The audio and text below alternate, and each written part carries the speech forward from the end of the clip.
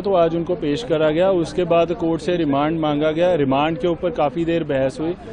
उसमें हमारी एप्लीकेशन में और प्लस आर्गुमेंट्स में सारी जितनी डिटेल्स जो 540 करोड़ की जो इलिसिट ट्रांजैक्शंस हैं जिसके बारे में एफआईआर में भी जिक्र किया गया, उन सारी ट्रांजैक्शंस के को डिटेल में कोर्ट में बताया गया कि किस तरीके से ये ट्रांजैक्शंस, ये फिगर अगर 540 करोड़ की किस तरीके से आती है।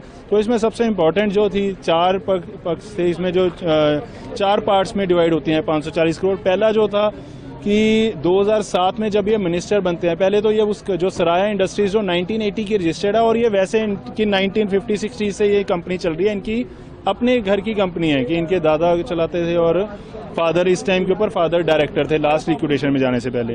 तो उस कंपनी में 2007 से लेके 9 के बीच में जब ये मिनिस्टर बनते हैं तो इमीडिएटली इसमें 200-300% कैश डिपॉजिट में स्पाइक आ जाता है। तो कैश डिपॉजिट में जब बैंक स्टेटमेंट्स इनकी चेक करी गई तो टोटल जो कैश डिपॉजिट था वो 286 करोड़ रुपए था, जबकि कैश डिपॉजिट जो इनके बैंक अकाउंट, जो इनके अकाउंट स्टेटमेंट्स देखी गई, जो इनकी कैश डिपॉजिट स्टेटमेंट्स थी, उसमें वो 1.25 करोड़ के आसपास था।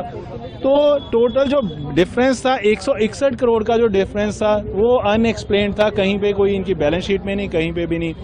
ये था 2 साल में, जब 2007 से लेके 9 तक। इसके बाद फिर 2012-13 में जब ये दोबारा मिनिस्टर बनते हैं, उस टाइम पे ऑल ऑफ सडन एकदम स्पाइक आता है कंपनी के। जैसे टोटल जो डिपॉजिट है वो 1342 करोड़ होता है, जबकि कंपनी के रिकॉर्ड में 1106 करोड़ है। तो वो अराउंड 236 करोड़ का वहां पे डिफरेंस आता है। ऐसे ही फॉरेन कंपनी से लोन आता है, या तो वापस नहीं जाता, या फिर अगर जाता है तो वन टाइम सेटलमेंट, जो कंपनी प्रॉफिट में है उसके साथ वन टाइम सेटलमेंट होता है, वो भी करोड़ में। तो वो 141 करोड़ का डिफरेंस था। तो ये सारा मिला के अराउंड 540 करोड़ प्लस इनके जो अपने एसेट्स हैं उनमें डिफरेंस आया अराउंड 1.5 करोड़ के आसपास का, जो इनके एसेट्स इंक्रीज हुए हैं।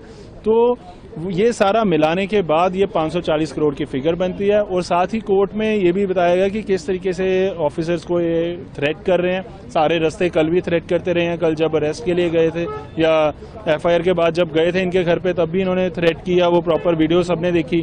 तो वो सारा संज्ञान में लेते हुए कोर्ट ने फिर 7 दिन का पुलिस रिमांड दिया। सर, इस केस का